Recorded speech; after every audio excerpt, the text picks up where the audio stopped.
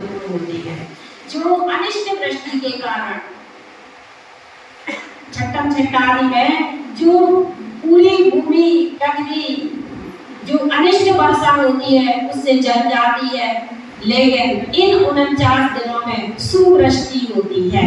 सुवृष्टि का मतलब शीतल जल की वर्षा, अमृत की वर्षा, दूध की वर्षा, घी की वर्षा, ऐसी सुवृष्टि होती है।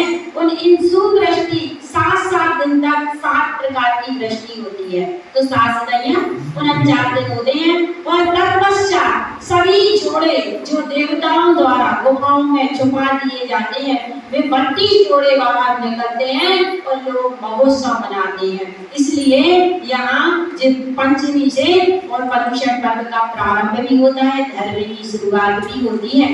तो जो धर्म की शुरुआत के कल जो पर्युषण पर्व प्रारंभ होने वाले हैं, उसकी पूर्व भूमिका में जे महोत्सव 49 दिन पूर्ण होते हैं, जिसकी हमने आज वाचना पूरी की।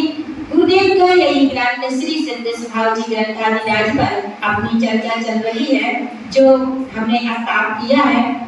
13 नंबर के सूत्र तक का हमने कल वाचन किया था। 13वें नंबर के सूत्र में गुरुदेव कहते हैं, उत्पन्नी दाता देही गुण दिखावे। हमारे अंदर में अनंत गुण हैं, लेकिन वे प्रकट क्यों नहीं होते? किसी ने सदस्य ने प्रश्न किया गुरुदेव से कि हमारे अंदर में अनंत गुण हैं, विद्यमान हैं, फिर वे प्रकट क्यों नहीं होते और कैसे प्रकट होंगे? उसके लिए उन्होंने प्रश्न किया।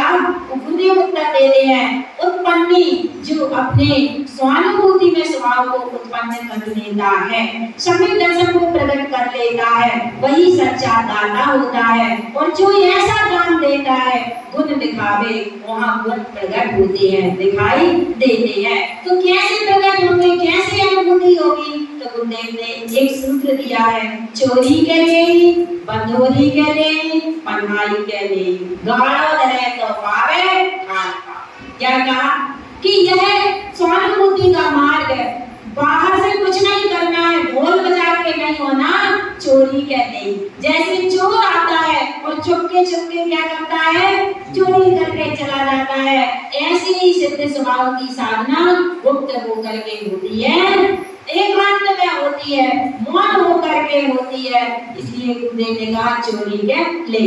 बंधोरी के लिए का मतलब जैसे गाय को बांध करके लगाते हैं, दूध लगाना होता है तो क्या करते हैं, गाय को बांध करके लगाते हैं। आचार्य कहते हैं इस उपयोग को बांध करके लगाओ, मन को एकाग्र करके और स्वानुभूति की साधना करो, सिद्ध स्वभाव की साधना करो, तो वो सिद्ध स्वभाव प्रकट होता है। पन्हाई के लिए का मतलब है जैसे गाय भैंस को पन्हा के लगाते हैं, सबसे पहले क्या करते हैं, पन्हाते हैं। जब वो पन्हा जाते हैं तो वो रस निकलता है, मतलब दूध निकलता है। ऐसे ही जो अपने वैराग्य भाव को पहले अपने अंदर में धारण करो, जब वैराग्य भाव जीवन में प्रकट होता है तो वो अमृत रस भी हमें मिलता है। बिना वैराग्य भाव के वो हमें नहीं मिलता।